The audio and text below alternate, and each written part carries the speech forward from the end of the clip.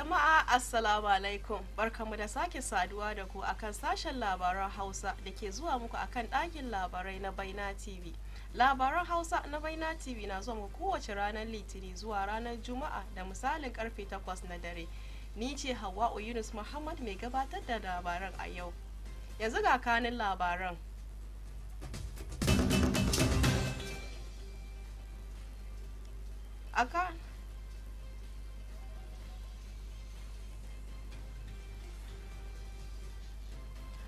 A kanin labaran namu za mu ji cewa an gudanar da lecture mai taken gadon musulunci a yammacin Afirka a birnin Accra.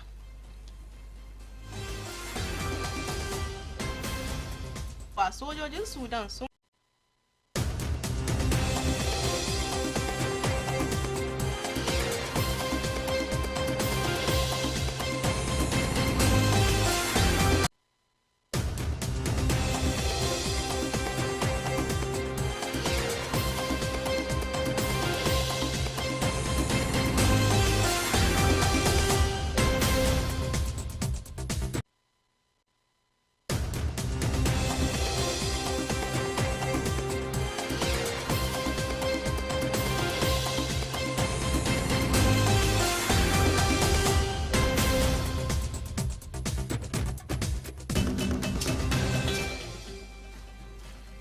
Jama'a Assalamu alaikum, barkamu da sake saduwa da ku akan sashen labaran Hausa da ke zuwa muku akan ɗakin labarai na Baina TV.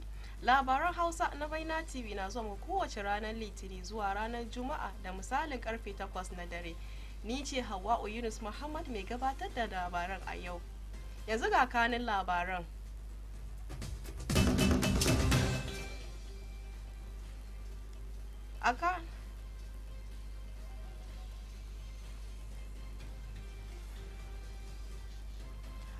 A kanin labaran namu za mu ji cewa an gudanar da lecture mai taken gadon musulunci a yammacin Afirka a birnin Accra.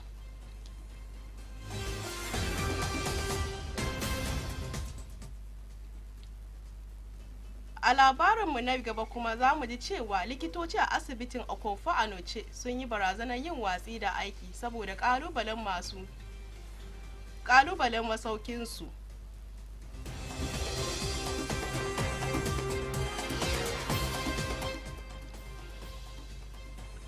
A labaran duniya kuma za mu ji cewa sojojin Sudan sun kwato hedkwatar gidan rediyon gwamnati daga hannun RSF.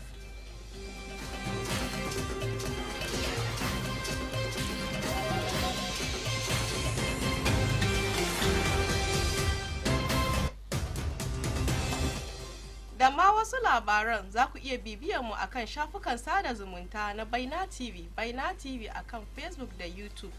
@Baina TV akan Instagram da kuma @Baina Media akan X wanda aka fi sani da Twitter.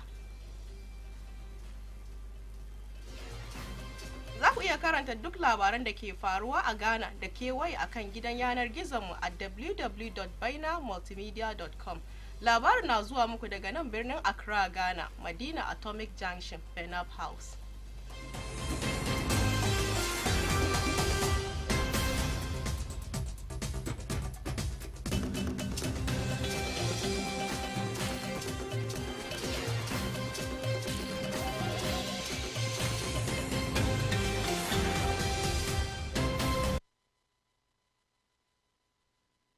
To yanzu ga labaran ɗayan bayan ɗaya. A labarinmu na farko za mu ji cewa Dr. Prince Hamidu Ama, mataimakin ministan ayyuka da gidaje wato Deputy Minister Designate for Works and Housing, yana roƙon gwamnati da ta baiwa aikin gina gidaje Sagilmi fifiko. Ya jaddada muhimmancin kammala aikin bayan an yi amfani da kudaden jihar wajen gine-gine. 2016 aikin gidajen Sagalemi ya fuskanci tsaiko sakamakon nuna damuwar da gwamnati ta nuna game da dacewarsa don amfanin 'yan Ghana. Dr. Hamidu Ama ya ce gwamnati ta kafa kwamitin ƙwararru da zai gaggauta kammala aikin gina gidaje a lokacin da kwamiti na da na majalisar ya amince da shi. A labarinmu na gaba kuma za mu ji cewa kungiyar ɗaliban musulmi ta Ghana wato GIMSA tare da haɗin gwiwar wata kungiya mai suna Past, Present and Future tare da tallafin cibiyar zaman lafiya a ƙarshen mako da ya gabata sun gudanar da wata lecture mai suna Beyond Bilal. Taken lecture ta kasance mai taken daga daular zuwa 'yanci gadon musulunci a yammacin Afirka. Wannan lecture ta samu karramawa daga wasu manyan mutane kamar Sarki Salisu Ali Maude, Honorable Mustapha Hamid, Ustaz Mustapha Briggs da sauran jama'a da dama a babban masallacin Ghana da ke Kanda. Kakakin taron Ustaz Mustapha Briggs daga birnin London ya albarkaci taron da kalamai masu kayyatarwa masu kima kuma abin lura a cikin jawabinsa. Ya yi magana game da ilimi kuma ya kamata 'yan Afirka su koyi darasi daga daukakar abubuwa da suka faru a baya, su fahimci tarihinsu da kuma fahimtar irin darasi da za su iya koya daga tarihin kakanninsu don yin amfani da shi a rayuwarsu na yanzu da gaba. Fatash, which is one of the West African classical texts that we have that detail the history of West African nations and civilizations, was an empire that existed before the advent of the Prophet Muhammad sallallahu alaihi wasallam. Meaning this is an ancient empire that, if we look in today's terms, could possibly be over 1,600 years old. And according to Tarikh al-Fatash, this empire, or this kingdom, had 20 kings before the advent of the Prophet Muhammad sallallahu alaihi wasallam, and 20 kings after the coming of the Prophet Muhammad sallallahu alaihi wasallam. And we see as early as the 8th century, this book is being referred to by scholars such as Khwarizmi, who is the father of algebra, and many other Arabic scholars who had trade relationships with this empire. And this is something that we shouldn't forget in world history. There existed something called the Silk Route, which took place from China, through India, through the Middle East, and through Europe, in which trade was occurring through all of these places, and things such as silk and gold and brocade and paper, and even religious ideas and information was being passed through. And when we speak about trade routes historically, we always think about the Silk Route as one of the most famous ones. But nobody ever talks about the Sand Route, which was when the Islamic empires expanded into North Africa, and with the introduction of the camel, they started to traverse the Sahara Desert into sub-Saharan Africa. Shugaban hukumar mai na kasar Ghana mai suna Honorable Mustapha Hamid ya ce yana amfani da dukkan damar da ya samu wajen tunatar da musulmai mahimmancin haɗin kai. Ya kara da cewa babu wani imani guda ɗaya a kasar Ghana da ke wa'azin ci gaban al'umma, amma sai dai su dinga muhawara kan abubuwa da ba su da alaka da su da aka yi watsi da su shekaru aru-aru da suka wuce. The lecture that we have listened to today should, if you want, prick our consciences, prick our awareness, excite in us a sense of pride that indeed we are Muslims. And the reason this is important is that we have basically surrendered our dignity, our development, our forward march to, first of all, non-Muslim populations and people. Secondly, we have also acceded to white supremacy. Don't you feel terrible that your sovereign parliament passes a bill and white people sitting in Washington and places around the world threaten that if you implement that bill, they are going to withhold support for your economy?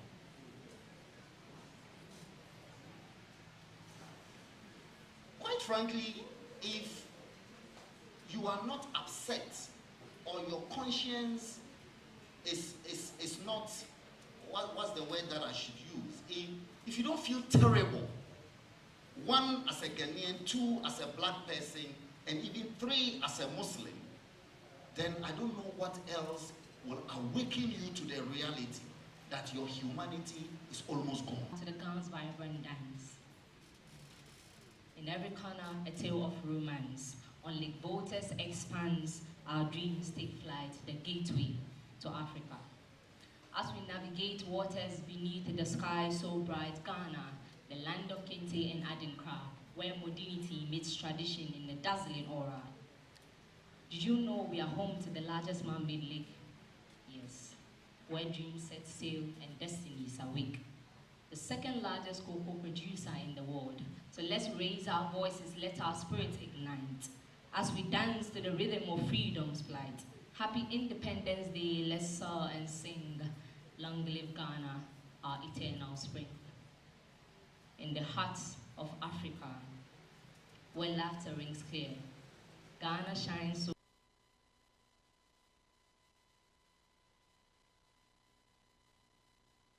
So a labarinmu kuma na gaba za mu ji cewa mataimakin ministan ilimi da aka nada Professor Kisle Inyako ya ce gwamnati ba za ta iya yin sulhu da ingancin abinci ga ɗalibai da gangan ba.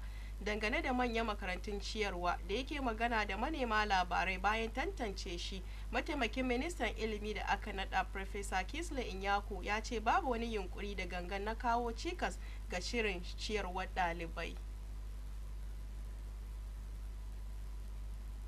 Alkawarin Free Senior High School ya gano yanayin damuwa na shirin ciyarwa a karkashin manufofin Free Senior High School.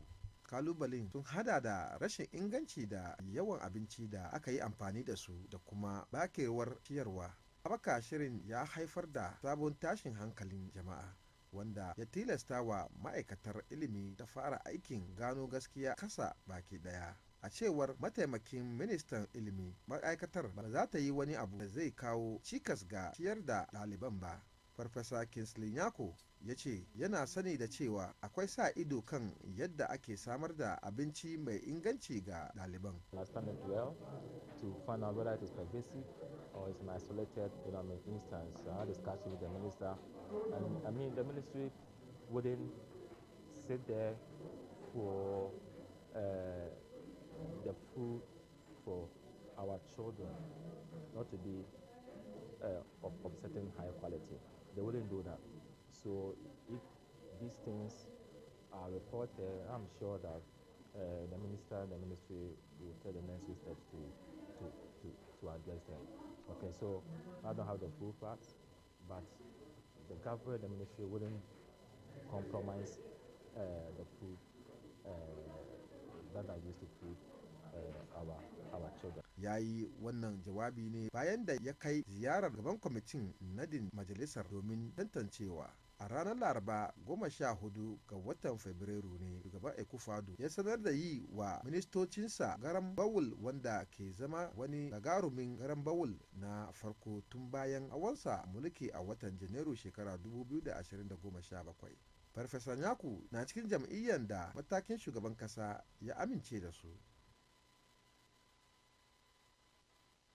A labarinmu na gaba kuma za mu ji cewa likitoci a asibitin koyarwa a Okonfo-Anoche da sauran ma'aikatan kiwon lafiya sun yi barazanar yin watsi da ayyukansu na neman sabbin matsuguni bayan wasu private developers sun karɓa gidajen da suke ciki a yanzu.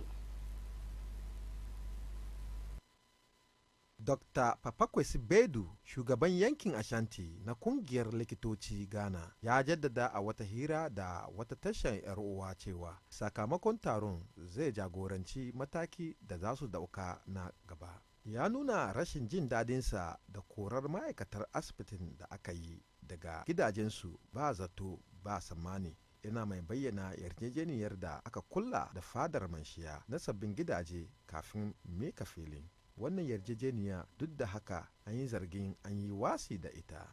Hukumar kula da yankin Ashanti ta ce tana mayar da dukkan ma'aikatan gwamnati masu guni a cikin wani yanki na jihar da ke kewayen Danyame da Nshiyasu waɗanda aka mika su zuwa fadar Manshiya.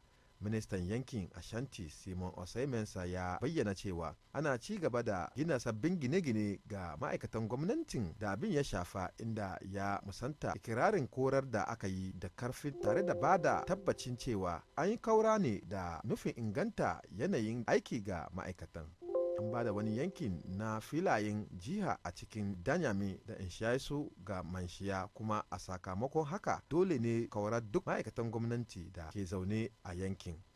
Wasu daga cikin gine-ginen an gina su ne a kan wata ƙasa mai kadada, kuma a irin wannan yanayi za su rusata su gina karin gine-gine don ba da damar samun isassun wuraren da ma'aikatan za su iya.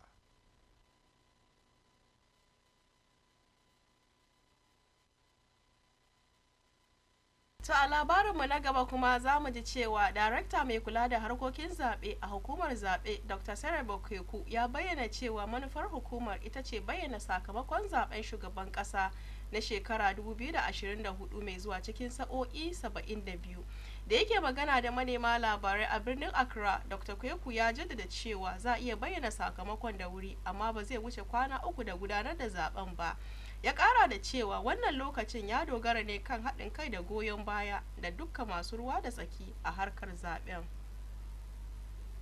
Da yake sokaci kan zabukan shekara ta 2020, Dr. Kweku ya lura cewa jajircewar EC na bayyana sakamakon cikin sa'o'i 24 ya haifar da bukatu da ba dole ba na sake kirga kuri'un da kuma sake tattara sakamakon zaben. Ya ba da shawarar cewa watakila wasu jam'iyyu ba sa son hukumar ta cika ka'idodin da aka sa a gaba, waɗanda hakan ke haifar da seko da kuma karin matakai. Dr. Kweku ya jaddada muhimmancin haɗin kai a tsakanin masu ruwa da tsaki domin tabbatar da ayyana sakamakon zabe cikin lokaci. We are saying that within 72 hours we should have declared. Within mean that it could be declared 24 hours, it could be declared 48 hours, it could be... Ya kuma bukaci masu ruwa da tsaki da su hada kai don kaucewa saiko da ba dole ba da kuma kawo cikas ga harkar zaben. Sanarwar ta zo ne daidai lokacin da hukumar zabe ke shirin tunkarar zaben shekara ta 2024 tare da kara mai da hankali kan inganci da gaskiya. Hukumar da niyyar inganta amincewar jama'a akan tsarin zabe ta hanyar fitar da kyakkyawan fata game da lokacin bayyana sakamako. Ya kuma kara da cewa a wani bangare na shirye-shiryen tunkarar zaben shekara ta 2024 mai zuwa an yi haɗin gwiwa sosai tsakanin hukumar zabe da 'yan sanda domin ganin an gudanar da zaben cikin sauki. Dr. Kweku ya bayyana cewa bisa doka hukumar 'yan sanda ta ba da damar gudanar da dukkan ayyukan tsaro a lokacin zabe, sai dai kuma saboda karancin jami'an 'yan sanda sukan hada kai da sauran jami'an tsaro domin karfafa masu gwiwa.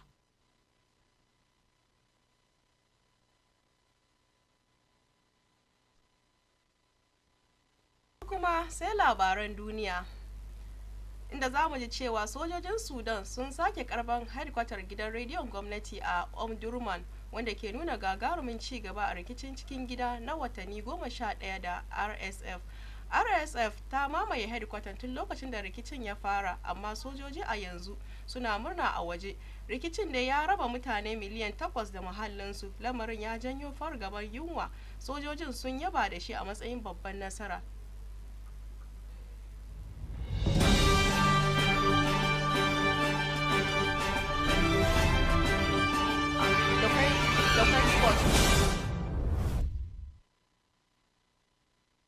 Duk da daukar ginin a watan Afrilun da ya gabata, RSF ba ta iya wasawa daga gare ta ba, kuma gidan talabijin na gwamnati ya ci gaba da nuna abubuwan da ke goyon bayan sojojin, waɗanda aka wasa daga wasu wurare a cikin ƙasar. Tun bayan barkewar yakin, sojojin RSF sun gwamza fada don kwace birnin Khartoum da garuruwan da ke kusa, duk da kiran da kwamitin sulhu na Majalisar Dinkin Duniya ya yi na sagaita wuta a cikin watan Ramadana. Ana ci gaba da gwamza kazamin fada a sassa da dama na babban birnin kasar. Rikicin da ya barke ne a watan Afrilun da ya gabata bayan rashin jituwa tsakanin shugaban rundunar sojojin kasar Janaral Abdul Fattah al-Burhan da shugaban kungiyar RSF Muhammad Hamdan Dagalo, wanda aka bi sani da Hemeti, kan wani shirin siyasa da kasashen duniya ke marawa baya na tafiyar mulkin farar hula. Haka zalika rikicin ya raba miliyoyin daloli. Rikicin ya bar birnin Khartoum cikin rukujewa, ya haifar da rikicin jin kai da kuma haddasa kashe-kashen kabilanci a yankin Darfur da ke yammacin kasar.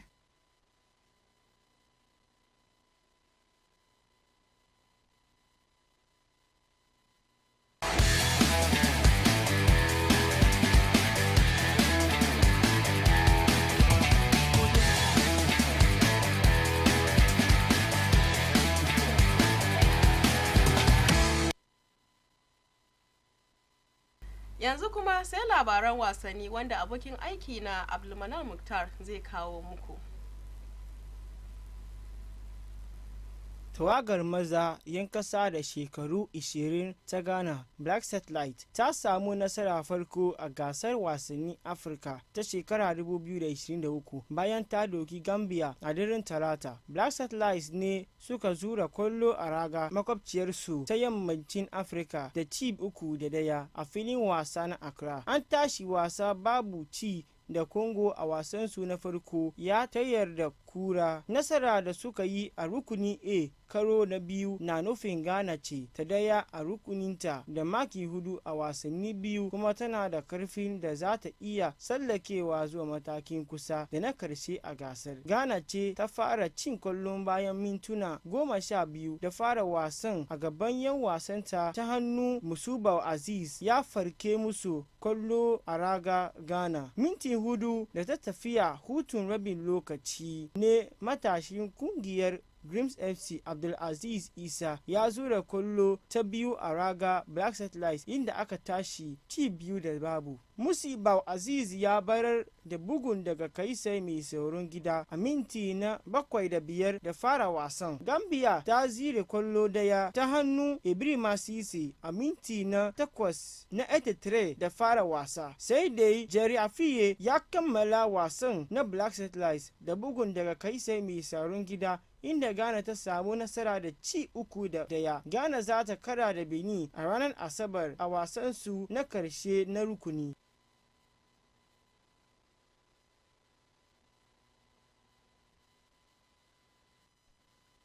Ba a nan za mu kama ƙarshen labaran namu na yau, a inda kuka ji cewa an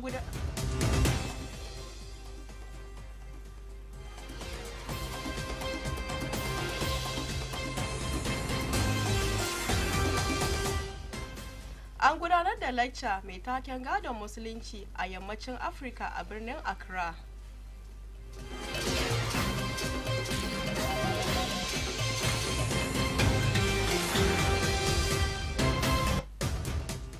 Likitoci a asibitin Okonfo Anoche sun yi barazanar yin watsi da aiki saboda kalubalen masaukinsu.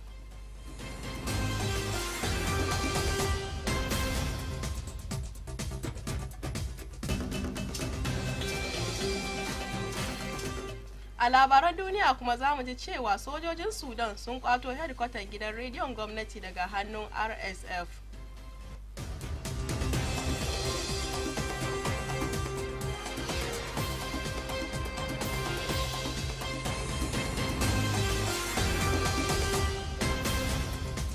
A madadin abokin aiki na waɗanda suka taimaka don kawo labaran da ni Hawwa'u Yunus Muhammad da na gabatar da labaran muke cewa mu huta lafiya, ku ci gaba da kallon Baina TV, Baina TV connected to your world.